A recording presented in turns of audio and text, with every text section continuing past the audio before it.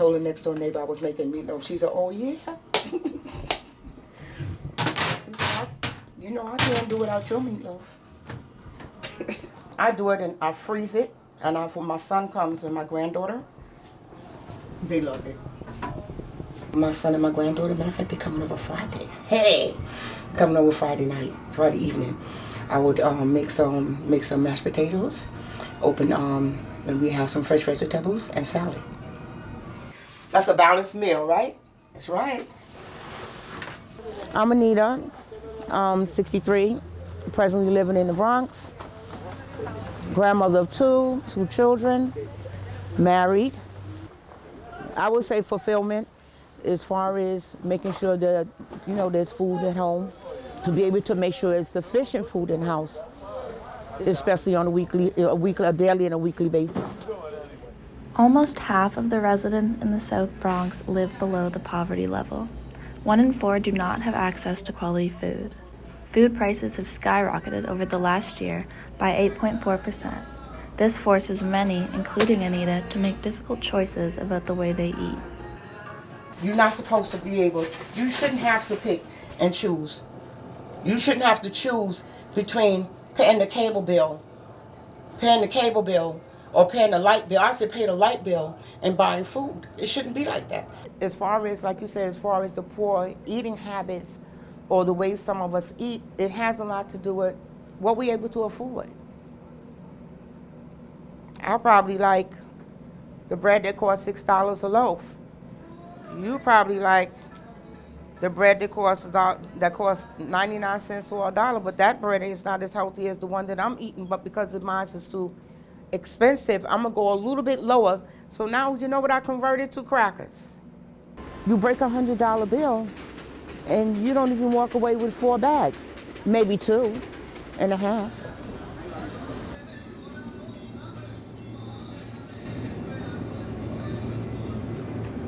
Oh.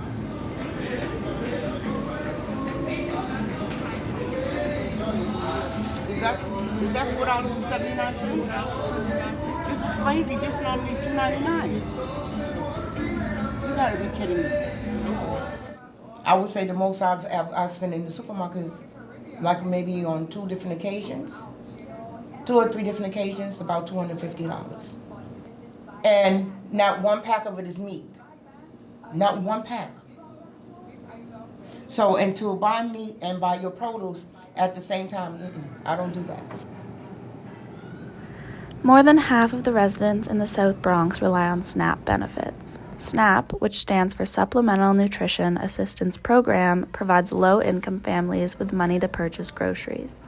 Throughout the pandemic, families received an additional $95. However, now that extra money is being cut. Gloria, Anita's friend, is one of the almost 200,000 individuals facing this issue. My name is Gloria Robinson, and I'm 57 years old. Yeah, they hurt my feelings when they took almost $100 from me. When I got told, I budget myself. I get the circulars, and I look at each circular and see who have what on sale. So that's how I'm able to get what I want.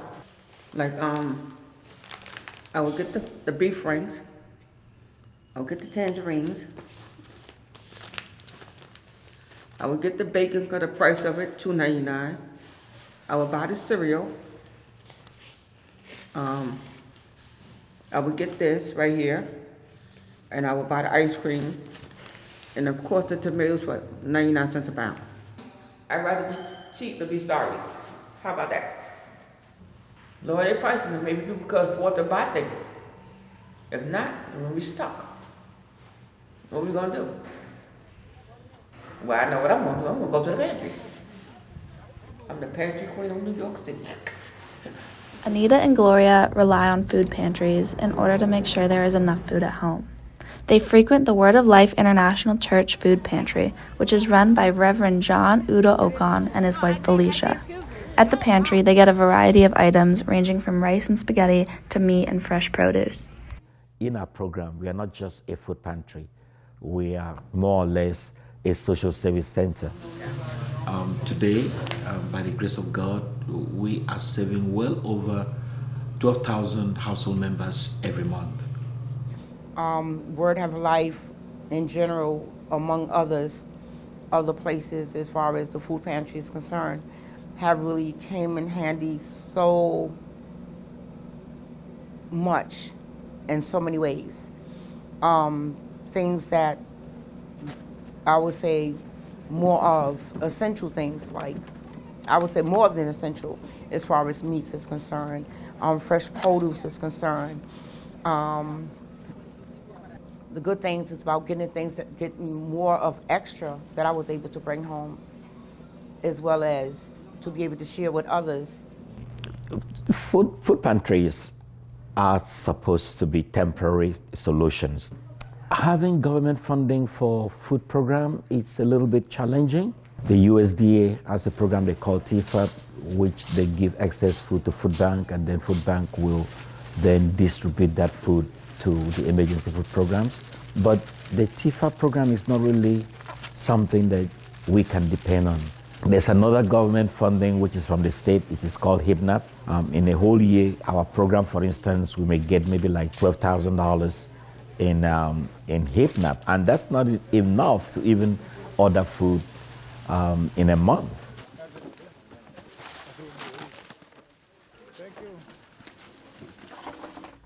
What the Reverend was referring to as TFAP is the Emergency Food Assistance Program run by the United States Department of Agriculture, which provides free food assistance to low-income families. The HIPNAP is the Hunger Prevention and Nutrition Assistance Program run by New York State.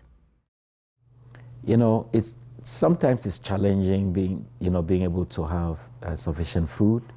We have situations where the drivers are not able to deliver the food, and other times they may deliver less than what we had expected. Today, unfortunately, we don't have as much food as we had expected. We were wondering how many clients will be able to save today. Having a limited supply, Reverend John's pantry works on a first-come, first-served basis. When the pantry tends to run out, many people return home empty-handed. However, they are often able to get sufficient food to sustain themselves and their families. Anita was able to get ground beef she needed to make meatloaf. Now you can get a tub of ground beef for about $20 to $24. That's for the tub. But because of the pantry, I don't have to buy it. Thank you for calling your customer. My name is Laura. How may I assist you today? Hi, how are you? I hope I pressed the correct prompt. I was calling. They said that I must call when I'm ready to go home. Is this for today? Yes, ma'am. Okay, can you please hold? No problem.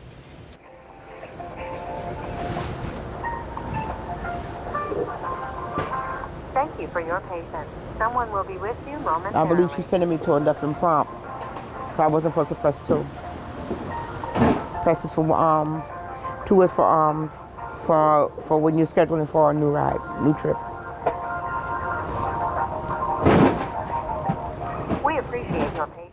Seniors often struggle with transportation, and getting to and from the pantry can be a challenge. Anita uses Access-a-Ride, which makes it easier. However, these rides are not always reliable.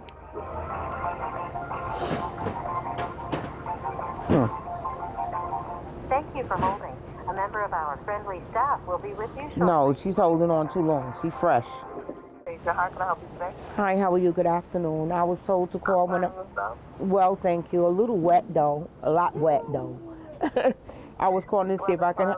Yes, ma'am. I was just calling to see if what I was told to call when I'm ready to go home.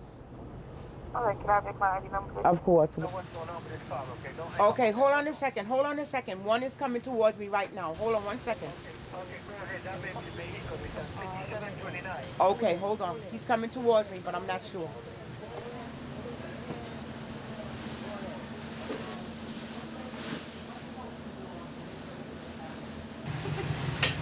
You see, I can't go nowhere without you. As far as the Access-a-Ride is concerned, they've gotten better from Sister Kobe. They've updated. They've updated the system to where now you can actually track the person that's coming to you.